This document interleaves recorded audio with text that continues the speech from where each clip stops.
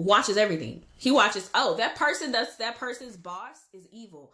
I'm going to use that person to make this person feel so low, and maybe they will kill themselves. Or he says, oh, I see that this person's mom is in a generational curse, or I see that this person's mom is on drugs, or I see that this person is being plagued by this spirit. So I'm going to use this person's mom to break them down, and we're going to see what happens after that. We're going to strategize against how to make this person break down, how to make sure this person never believes in God, how to make sure this person never sees anything good for all the days of their life. And essentially that is what Satan does. He's watching every little thing in your life. He's trying to use every person, every opportunity, every gateway, every door opened, such as tarot cards and witchcraft and that sort of whatever doors you open, he is going to use those doors. Whatever people you allow in your life that you know shouldn't be in your life, he's going to use those people.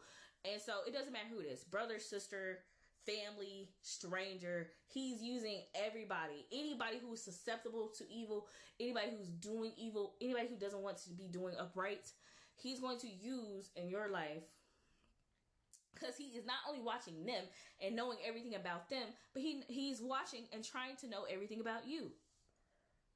So that's essentially what he does.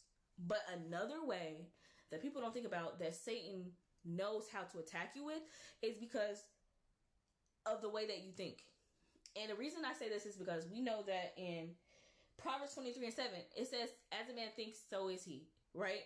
So whatever you believe in your mind, whatever is in your heart, that is how you are going to behave in the real world.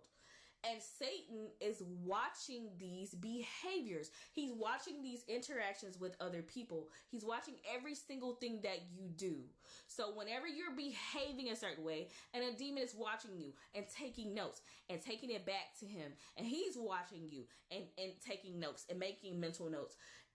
Essentially, if let's just have an example. If, for example, you have abandonment issues, which I feel like I struggle with abandonment issues myself. So if you have abandonment issues, he's watching your interactions with men, he's watching your interactions with friends, he's watching your interactions with family and parents, because he wants to see where your weaknesses are. So if this person is with a man, essentially, and he's abusive, that's a given. If he's abusive, and domestic violence is such a terrible thing, we do not promote that on our podcast, nor do we accept it, nor will we align with that belief. So essentially, if this is a domestic violence situation, right, Satan's watching, like, oh, I'm gonna make sure one day he kills her, because look, she's weak, she never leaves, she stays, she won't go. So whenever I decide to implement my plan to kill her, she will be right where I want her, or he will be right where I want him, because domestic violence isn't just for women. So essentially things like that. Or in relationships, with abandoned relationships where women are verbally abused, and not just physically abused, and they essentially have no one else, and Satan sees them clinging to a person for dear life. He's going to use that person to essentially try to break them down and to get them right where he wants them.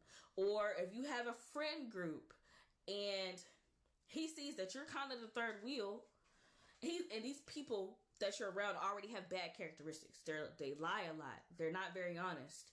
They do things they shouldn't be doing. They're already a part of the world. They drink, they party. But you're just the one who doesn't do too much, and you're not a liar, and you have your own beliefs, and you're just your own person. And he'll use those people, like, oh, it'll be like, oh, you shouldn't like her. And then once again, people can detect your insecurities, and people can sometimes detect your weaknesses. So when they detect that in you, it gives the devil the opening to say, look how weak she is. She isn't even part of the group.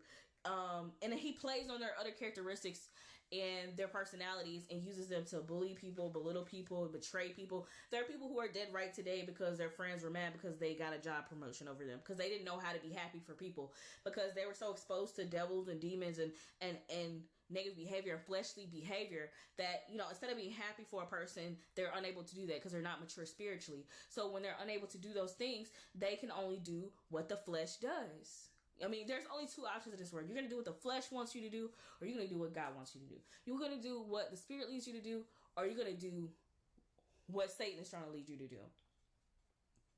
So essentially, he's watching those people. He's watching your interactions. He's watching your entire life. He's watching every single thing that you do. He's watching how other people react to you. He's watching how you react to people react to you. So it's like he's watching all of these things. And not only that, not only is he watching how you're thinking, because he can't know what you're thinking, because he's not omnipotent. So even if you have low self-esteem, he can't know what you're thinking, but what you're thinking is displayed in how you act to behave with other people, how you interact with the world. So if I don't believe I'm good enough, if I don't believe I'm worthy, if I don't believe these things, I'm going to behave around other people like I'm not worthy. When someone abandons me, instead of standing tall and moving forward myself, I'm probably going to beg. I'm probably going to, do something to try to keep them there to stay. I'm probably going to let them mistreat me. I'm probably going to let them treat me wrong because I don't have it in me at this time. Not that you don't have it in you, but at this time, for some reason or another, I don't feel worthy enough. And so I'm allowing this person to treat me this way. So the devil's going to play on that. But not only that, we know that Proverbs 18 and 21 says that the power of life and death is in the tongue. So it's not only what you think that is displayed in your outer behavior, it's what you say. If he can observe your behaviors and your movements in life, then how much more do we know that the little things that we say can affect his strategy against us? Because we're saying it out loud. When you're arguing with people about loving you, when you're arguing with people about treating you right, when you're arguing with people about all the things you do for them, Satan is listening to that. And when he knows from watching that person that person is no good, that this person is not capable of being who you're trying to get them to be, he's excited because it's like, I'm about to use this person once again against this person. Because they just argue with them and they said, and you got to be careful what you say out loud too. And we don't often do this enough, but you got to be careful what you say out loud. Because if you argue with somebody and you say, well, in my childhood, I didn't have this, this, and this, and you're not providing this for me. Don't ask why you keep running into people who don't provide this for you. You told this person out loud that you didn't have these things as a child. And I'm not saying you don't have a right to talk about things that you're going through or get therapy or speak on things from your past or things that you may be going through in life. You have every right to. But when you put that out there, when you say these things out loud, you have to know, Satan's going to know. So I need to get strong enough. I need to get past this. I need to forgive. I need to let go of the past. I need to heal from my traumas. I need to heal from my abuse. I need to heal from abandonment, rejection by my parents, my friends, my family, my peers. I need to heal from these things. So when Satan comes here, he ain't got nothing to do. It's like, what are you bringing this to me for? I've healed. I've moved on. I'm not that person anymore. I'm not that person that they put down. I'm not that person they said was slow. I'm not that person that they talked about. I'm not that person that they said that I was. So, Satan, if you were coming here for that person's no longer here. And those tricks are no longer going to work.